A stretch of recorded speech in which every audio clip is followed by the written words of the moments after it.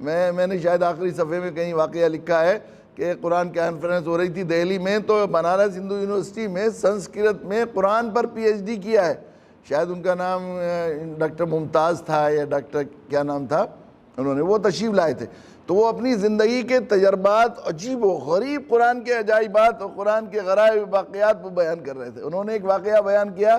کہ میں سوچتا تھا قرآن مجید جب میں پڑھتا تھا تو اس میں حضرت یونس علیہ السلام کے قصے میں یہ لکھا ہے وَأَنبَتْنَا عَلَيْهِ شَجَرَةً مِّن يَقْطِينٍ، کہ ہم نے جب وہ مچھلی کے پیڑ سے نکال دیے گئے، وہاں مچھلی نے اگل دیا ان کو، تو وہاں جہاں وہ پڑے ہوئے تھے سمندر میں، اتنے دن مچھلی میں رہے تھے تو بالکل کھال بھی ہو گئی تھی ان کی، نرم ہو گئی تھی، اور ایسا حال ہو گیا تھا جو ہے ایک زمانے تک مچھلی کے پیٹ میں رہے، تو ہم نے اس کے اوپر ایک کدو کی بیل جو ہے وہاں پر اگا دی۔ تو اب میں سوچتا تھا کدو کی بیل میں کیا بات ہے بھائی، تو پھر میں نے باٹنی پڑھنی شروع کی تو بعد میں معلوم ہوا کدو کی بیل میں خاص بات ہے کہ اس کے پاس بھنگے، مکھی، مچھر نہیں آتے۔ اللہ کی حکمت، اللہ کی کرم کی بات کہ اپنے نبی کے لیے اللہ تعالیٰ نے حفاظت کا انتظام کیا، تو مجھے اچھا لگا ہے۔ لیکن ایک دن عجیب ایک اتفاق پیش آیا کہ ہمارے یہاں کچھ رشتے والے مہمان آئے ہوئے تھے، سخت کوہرا ہوا تھا 1 ہفتے سے 15 دن سے، بالکل زندگی تھمی ہوئی تھی، سردی میں لوگ سسڑ رہے تھے، اچانک دھوپ نکل گئی ایک دن،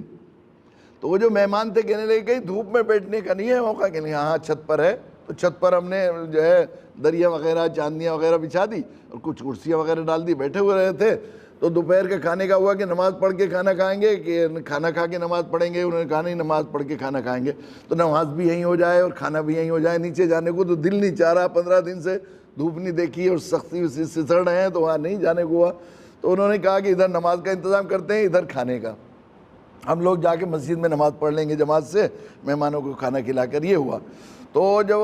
دسترخوان لگایا گیا تو وہاں مکھیاں آنی شروع ہو گئی۔ سردی کے موسم میں عموماً ہمارے یہاں چونکہ یو پی میں گنے کا موسم ہوتا ہے تو مکھیاں بہت آتی ہیں، مکھیاں آتی ہیں، مکھیاں شریف لوگ، ذرا نظافت والے لوگ، ان کے لیے مکھیاں کھانے پر، مکھی گندی جگہ پر بھی بیٹھتی ہے تو بعض لوگ تو بالکل عرب تو کھانے سے فوراً اٹھ جاتے ہیں اگر ایک مکھی بھی دیکھ لیں، یہ صورتحال ہوتی ہے ان کے یہاں۔ تو میں کیا کروں، اب میں نے پنکھا منگوایا وہاں سے، بچوں سے پنکھا، سردی میں پنکھے سے اسے اڑاتے رہے، کہ اب اڑاتے رہے تو ان مہمانوں کے سامنے کیسے اڑائیں گے، ہوا سردی میں تو سسڑ رہے ہیں، ہوا تو بہت بری لگے گی۔ تو میرے ذہن میں یہ بات آیا کہ چونکہ اس آیت میں اس کا ذکر ہے کدو کی بیل کا، شاید اس آیت کے پڑھنے سے خود ہی اللہ تعالیٰ نے دل میں ڈالی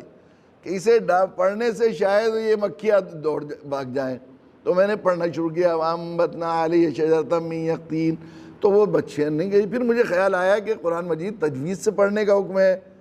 تو میں نے اس کو بالکل مخارج کی رعایت کرتے ہوئے، اظہار اخفاء کی رعایت کرتے ہوئے وَأَنبَتْنَا عَلَيْهِ شَجَرَةً مِّن يَقْطِينٍ اس طرح پڑھنا شروع کیا، یعنی مکھیاں بھاگ گئی پورے چھت پہ سے، اور میں اتنی دیر تک پڑھتا رہا، کسی کو پتہ نہیں، آہستہ آہستہ پڑھ رہا تھا، سری اس میں پڑھ رہا تھا، لیکن پڑھ رہا تھا تجوید سے۔ تو جتنی دیر تک میں تجوید سے پڑھتا رہا، آرام سے مہمانوں نے کھانا کھایا، نہ انہیں ہوا لگی نہ کچھ لگی۔ تو اس سے معلوم ہوا کہ تجوید کی کتنی تاثیر ہے اس کی، حکم کی۔